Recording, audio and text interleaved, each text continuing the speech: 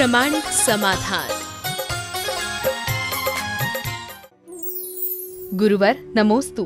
भगवान महावीर स्वामी की वाणी 66 दिन में खिरी थी। उस समय काफी गणधर थे, पर इंद्रभूति आने पर ही उनकी वाणी क्यों खिरी? 66 दिन 65वें दिन उनकी वाणी खिरी। 65वें दिन इंद्रभूति आए, 66वें दिन उन्होंने जिन शासन की स्थापना की। वाणी तो 65वें दिन ही खिर गई थी। इंद्रभूति और गौतम का संवाद हुआ था। आपने पूछा उन दिनों और गणधर थे, ये गलत धारणा है। गणधर कोई नहीं थे। भगवान महावीर अकेले दीक्षित हुए थे और उनके संग में एक भी मुनि नहीं थे। न मुनि थे, न आरिका थी, न श्रावक थे, न श्राविका थी। उन्हें केवल ज्ञान तो हो गया था, पर तीर्थ की प्रवृत्ति नहीं हुई थी। तीर्थ किसे कहते हैं इसे थोड़ा समझ लीजिए। ये तीर्थ, ये तो जड़ तीर्थ है। असली तीर्थ किसको कहते हैं आपको पता है? सब लोग ध्यान रखना। तीर्थ क्या है? द्वादशांग रूप आगम और उस पर आधारित चतुर्विध संग। उस अर्थ में मुनि, आरिका, श्रावक, श्राविका सब तीर्थ है। तुम भी तीर्थ है, हम भी तीर्थ हैं, क्योंकि तीर्थंकर के अनुयायी। द्वादशांग सुत, द्वादशांगात्मक सुत और उस पर आधारित चतुर्विध संग, ये तीर्थ है। इसकी प्रवृत्ति भगवान महावीर ने श्रावणवदी एकम को विपुलाचल पर्वत पर अपनी प्रथम देशना में की थी, और जिसमें इंद्रभूति आदि गणधर को मुनि बनाकर अपने मुनि संघ का प्रमुख, चंदना आरिका बनी थी, उसे आरिका संघ का प्रमुख, सैनिक श्रावक बना था, वो श्रावक संघ का प्रमुख था, और चेलना श्रावका संघ की प्रमुख थी। तो चतुर्विध संघ की स्थापना हुई। तो जब तक मुनि, आरिका, श्रावक, श्राविका रूप चतुर्विध संघ है, तभी तक तीर्थ है। इसलिए बाहर के तीर्थ के निर्माण के साथ जीवंत तीर्थ की सुरक्षा का भी सुयत्न बने रहना चाहिए। भगवान महावीर के चरणों में इंद्रभूति गौतम आए, वो दीक्षित हुए। फिर अग्निभूति, वायुभूति आदि जो इंद्रभूति के भाई थे वे दीक्षित हुए। फिर अनेक लोग दीक्षित होते रहे और क्रम से 11 गणधर हुए। ये धारणा बदल दीजिए कि उनके पहले भी कोई गणधर। गुरुवर नमोस्तु। सदियों से प्रकृति में बदलाव आते रहे हैं, लेकिन गर्भावास सदियों से 9 महीने का ही रहा। ऐसा क्यों? गर्भावास 9 माह का ही क्यों? मुझे ऐसा लगता है प्रकृति ने मनुष्य के साथ जो व्यवस्थाएं दी है वो उसे परिपक्व बनाने के लिए दी है। सभी अंकों में 9 का अंक एक ऐसा अंक है जिसको कोई काटा नहीं जा सकता। 9 के पहाड़े को पढ़ो, अंत तक 9 आएगा। हाँ, आता है ना? पढ़ाऊं? आप ही लोग पढ़ाओ, हम क्यों पढ़ाएं? समझ गए? 9 से आप शुरू करो। 9 एकम 9, 9 दूनी 18, 9 तिया 27, जोड़ोगे सबका योग क्या होगा? 9 होगा। शायद प्रकृति यही चाहती हो कि मनुष्य गर्भ में ऐसे संस्कार पा जाए कि बाहर निकलने के बाद उसका व्यक्तित्व अपराजेय बन जाए, अकाट्य बन जाए, उसे कोई काट ना सके, उसे कोई छेद न सके। इसलिए 9 माह के गर्भवास को प्रकृति ने स्वीकार किया और ये कहा ये 9 को पकड़ेगा तो अविनश्वर, 9 अविनश्वरता का भी द्योतक है, तभी अपनी अविनश्वर आत्मा को प्राप्त कर सकेगा। और एक बात और बताऊं, ये व्यवस्था मनुष्य के लिए है, अन्य प्राणियों के लिए नहीं। समझ गए? ये मनुष्य के लिए है, अन्य प्राणियों के लिए नहीं है। और कर्म भूमि के मनुष्य को ये बात सीखनी चाहिए। तो जब भी गर्भ में कोई संतान आए, मैं उनसे कहता हूँ इन 9 को ठीक तरीके से रख लो तो सारा जीवन सुरक्षित हो जाएगा। फिर ज़्यादा कुछ कहने की आवश्यकता शेष नहीं रहेगी। एक बात और इसमें जोड़ लो कि ये 9 जो होते हैं ना, आजकल लोग नवग्रह कहते हैं ना, बोले 9 के चक्कर में दुनिया पागल है। 9 महीना पेट में रह लो, सो 9 के ग्रह के चक्कर में भी उतर जाओगे, उस बच्चे पर कोई असर ना पड़े। लेकिन क्या करें, 9 महीने रखते समय लोग सावधानी नहीं रखते, इसलिए मामला गड़बड़ हो जाता है और चीज़ें बिगड़ जाती हैं। गुरुवर नमोस्तु। रहीम और कबीर जैसे कवियों ने उस काल की बुराइयों पर खूब प्रहार किए, फिर भी समाज में बुराइयां हैं, इन्हें दूर करने के लिए क्या करना चाहिए? देखिए, जो सच्चा कवि होता है वह कवि जो कुछ भी देखता है वही लिखता है। देश काल की जो भी बात होती है उन बातों को वो बहुत अच्छी तरह से समझता और उसी के अनुरूप अपने जीवन को मोड़ता भी है। हमें मोड़ना भी चाहिए। कबीर हो या रहीम हो या अन्य कोई भी कवि, समाज में आने वाली विकृतियों को सच्चे कवि का मानस कभी स्वीकार नहीं करता और वह उस पर प्रहार करता है। कबीर की कविताओं में ये बात बहुत अच्छे तरीके से दिखती है और कबीर जी ने जितनी बेबागी से हमारी जड़ परंपराओं पर प्रहार किया है, मैं समझता हूँ शायद उतना किसी अन्य ने नहीं किया, और ये उनकी दार्शनिक उर्भटता का भी द्योतक है। आपने पूछा है कि ऐसा वो आज तक क्यों है। कुछ बुराइयां मनुष्य के जीवन में अनादि से भरी है और वो बुराइयां किसी न किसी रूप में जुड़ी होती है और उन पर प्रहार करना बहुत जरूरी है। धर्म और अध्यात्म के क्षेत्र में जब तक हम जीवंतता से जुड़े रहते हैं तब तक वो हमारे लिए उपादेय होती है और मात्र उन्हें एक रूटीन मान करके जब स्वीकार कर लेते हैं तो उनमें ढेर सारी जड़ताएं प्रकट हो जाती है। जल पूजा से हम चैतन्य प्रभु की सच्ची आराधना नहीं कर सकते।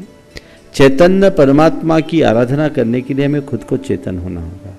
इसलिए हम जो भी बाह्य आलंबन हैं उन आलंबनों को देखें, लेकिन लक्ष्य आलंबन का नहीं होना चाहिए, लक्ष्य उसके प्रयोजन का होना चाहिए कि किसके लिए हम आलंबन ले रहे हैं। हम बाहर की बातों में उलझकर जब भीतर की बातों को अनदेखा करते हैं तो ऐसी स्थितियां उत्पन्न होती है और ये हर युग में हुई है, वर्तमान में भी हो रही है, जब लोग साधन को ही साध्य मान बैठे हैं। हमें चाहिए कि हमारा ध्येय क्या है, इसे हमने देखना है और उसी अनुरूप अपने आप को आगे बढ़ाना। गुरुवर नमोस्तु। आरक्षणवादी युग में सामान्य वर्ग के विद्यार्थी अपने भविष्य के लिए क्या प्रयास करें जिससे वह निराशावादी न बने? बिल्कुल सही है। मामला चूंकि पॉलिटिकल है, लेकिन फिर भी मैं इस संदर्भ में एक बात कहूँगा कि वे कहीं हताश न हो। मैं उन बच्चों से कहूँगा जो बच्चे ऐसा महसूस करते हैं कि औरों को अवसर मिल जाता है आरक्षण के, जो पात्रता रखते हैं, और हम प्रतिभा रखने के बाद भी आरक्षण नहीं पाते। मेरा तो ये सोचना है कि प्रतिभावान को किसी आरक्षण की ज़रूरत ही नहीं है और प्रतिभावान को तो नौकरी ढूंढना ही नहीं चाहिए। तुम्हारे अंदर की प्रतिभा अगर निखरेगी तो तुम्हें नौकरी करने की ज़रूरत नहीं, तुम 1000 को नौकरी देने में समर्थ हो जाओगे। जिस वर्ग के लिए आरक्षण है, निश्चित एक समय से वो समाज का बड़ा दलित वर्ग रहा है और उनका शोषण भी हुआ है, इसे नज़रअंदाज नहीं किया जा सकता।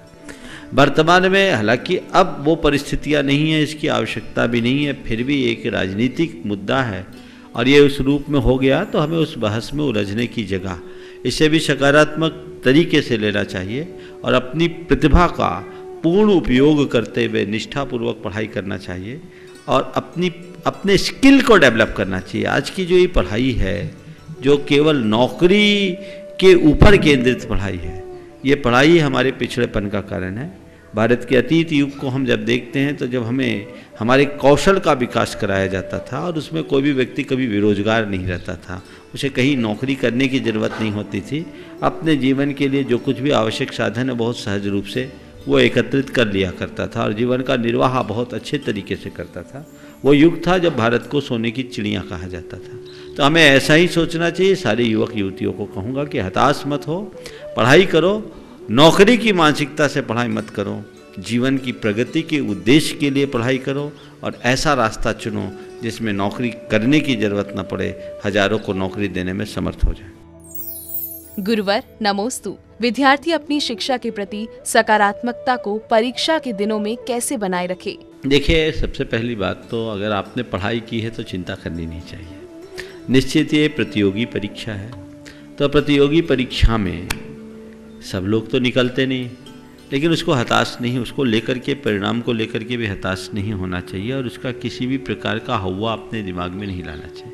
ये सोचना चाहिए कि मैंने अपना 100% दिया है, परिणाम अच्छा आएगा।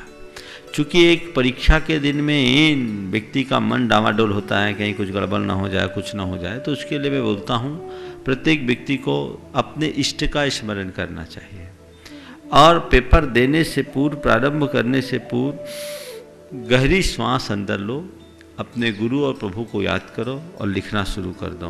बस जो मैं कुछ पढ़ करके आया हूँ वो लिखाऊँ, लिखेंगे परिणाम आएगा। ऐसा सोचकर करेंगे तो कभी भी मन नहीं डगमगाएगा। गुरुवर नमोस्तु। हथकरघा, गौशाला आदि के माध्यम से देश, समाज और परिवार का क्या विकास हो सकता है? भारत की पुरानी संरचना को हम देखें तो उसमें ये सब चीज़ें पाते हैं।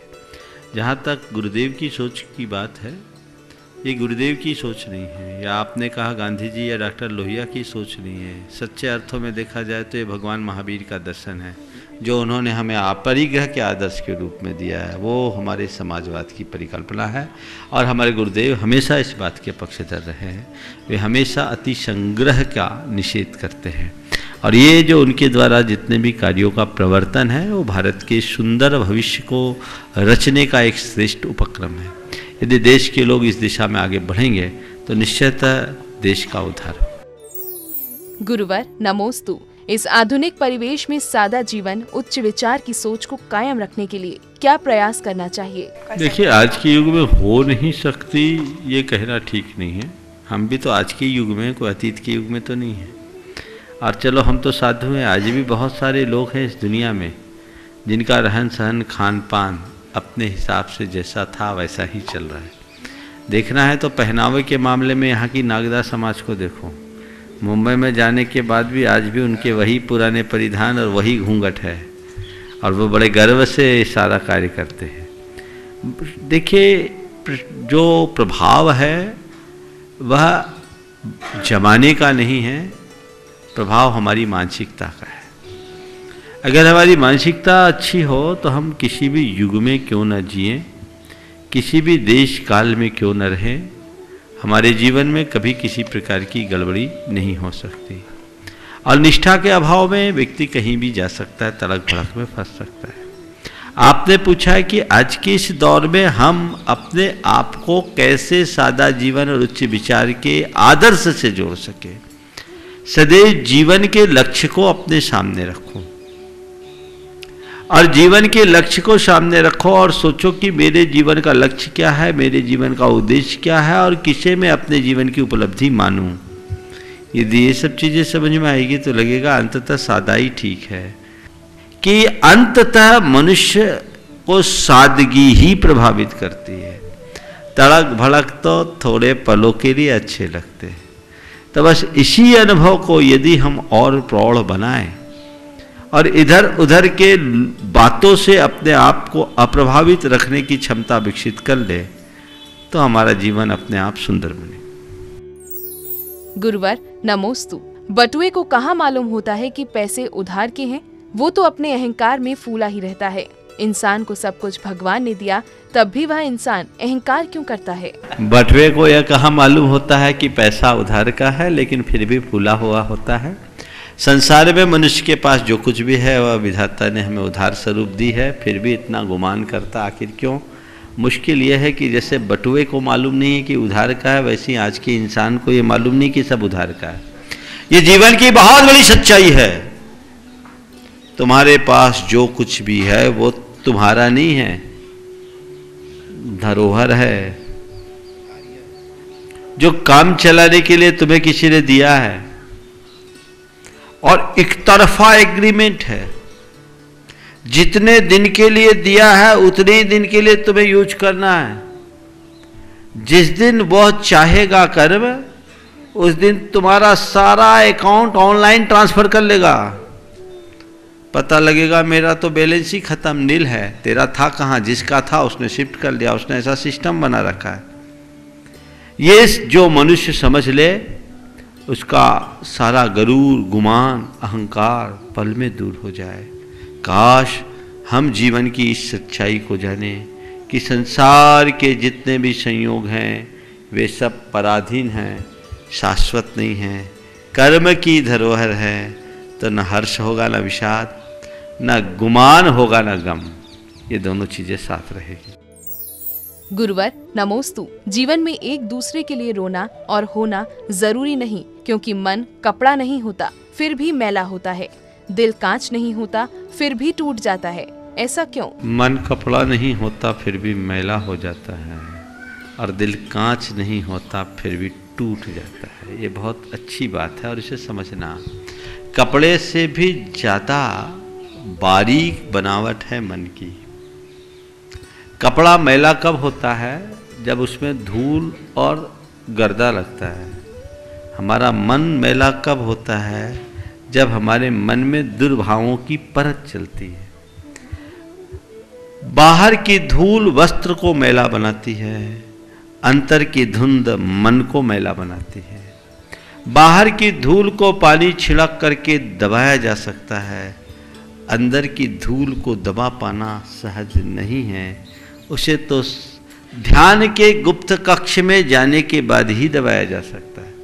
इसलिए मन कपड़ा नहीं है तो भी गंदा होता है, क्योंकि भीतर की धूल हमेशा उड़ती है और वो हमारे मन के चादर पर छाती रहती है।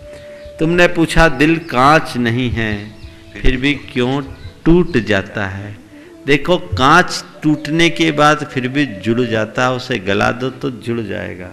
और कांच दूसरों के आघात से टूटता है, पर दिल की बनावट भी कुछ ऐसी ही है, एक बार टूटता है तो फिर जुड़ना असंभव सा हो जाता है, वो जुड़ता नहीं है। क्यों? कांच आघात से टूटता है और दिल भी आघात से प्रभावित होता है। इसलिए हमेशा इस गीत को याद करना चाहिए, शीशा हो या दिल हो आखिर टूट जाता है। तो टूट जाता है तो टूट जाता है, ये सच्चाई है, इसे नकारने में कोई हानि नहीं। गुरुवर नमोस्तु। एक छोटी सी चाबी का अधिकार एक बड़े बंगले पर होता है, तो मनुष्य किस चाबी पर निर्भर रहे जिससे वह बंधन से मुक्त हो? किस चाबी से निर्भर रहे जिससे वो बंधन से मुक्ति हो? मैं तो कहता हूँ चाबी के चक्कर से ही मुक्त हो जाओ तो बंधन कभी होगा ही नहीं। चाबी बंधन को बताता है, बंधन है तो चाबी है, बंधन नहीं तो चाबी का क्या रोल? ताला के बिना चाबी का कोई रोल है क्या? तो ये जो ताला है ये हमारे मोह का ताला है, ये हमारे अज्ञान का ताला है। इस ताले को हम तोड़े, जीवन की सच्चाई को पाले।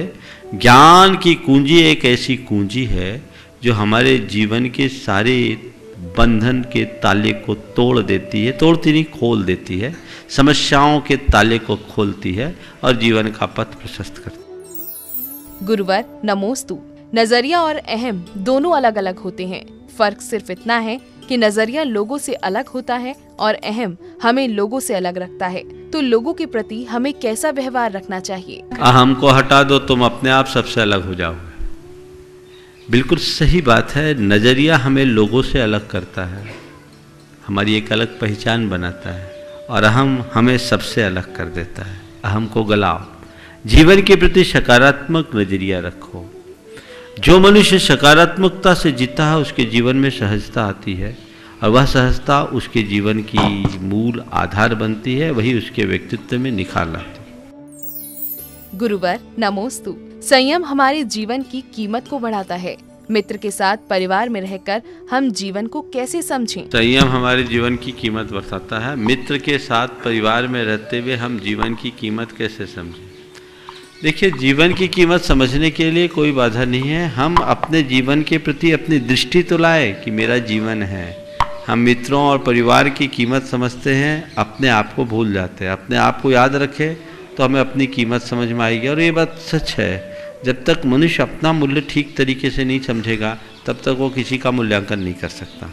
अपने जीवन का मूल्यांकन करना है तो उसके लिए मूल्यबोध हो। प्रतिदिन प्रातःकाल उठ करके अपने मन से एक सवाल करो, वो हम, मैं कौन हूँ? मैं कौन हूँ? ये सवाल अपने मन से पूछो। मेरा क्या है? ये सवाल अपने मन से पूछो। और अगर ये सवाल नित्य प्रति अपने मन में गूंजते रहेंगे तो समाधान आएगा कि मैं इस दुनिया में सबसे अलग, सबसे अनोखा हूँ। मेरी सानी किसी से नहीं है। मेरी पहचान क्या है? ये बात यदि मन मस्तिष्क में बैठ जाए तो फिर जीवन में कोई दुविधा शेष नहीं रहेगी। प्रामाणिक समाधान।